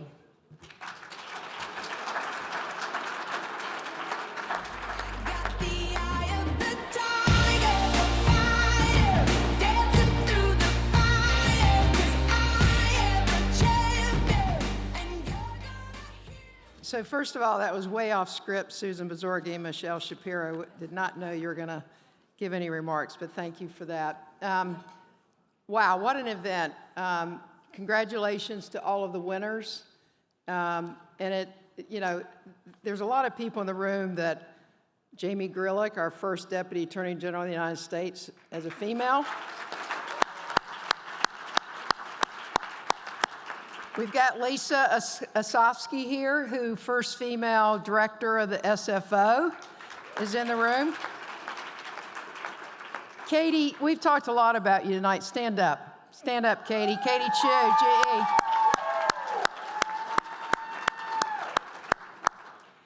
You know, Edith, I want to echo something that Judge Caproni said, which is your speech was phenomenal. It's great to be able to honor you tonight and to be here for you as you start your career when you graduate. And by the way, Edith started her journey here from Alaska yesterday. It took her 24 hours because I think you took off from Anchorage, you couldn't land in Juneau because the runway was frozen and the airplane didn't have enough gas to so I had to go back to Anchorage, and then you had to go down to Seattle. Anyhow, thank goodness you're here. And thank you for being here. You know, Judge Caproni, you were my second chief. Leslie Caldwell was my first chief in the Eastern District of New York. Your remarks were beautiful. Thank you for that. My children are here tonight, Ben and William Popp. And I met my wife at Sidley Austin. We both were lawyers there at the time. In fact, many people thought we should have named our twin sons Sidley and Austin. But my boys, from the moment they were born, Caproni was the general counsel of the FBI at the time. emcee was pregnant with our boys. And we were neighbors there in D.C. And they still refer to Caproni, Judge Caproni, as Aunt Prony. So it's wonderful for them to be here this evening. You know, we've got more work to do as an organization, obviously. But boy, have we gotten a lot done already. And I am very, very excited about the future when I see all the people in this room tonight, all the women, all the men supporting us, our allies, our colleagues. And I want to thank you all for being here, and also to say, looking forward to the next 25 plus years. Have a wonderful holiday, safe season. Hope to see you at a WWCDA event next year. But right now, we're adjourning to dessert right through those doors. And if you are so inclined to stay after dessert, we'll be in the bar upstairs. So thanks again for being here, and good night.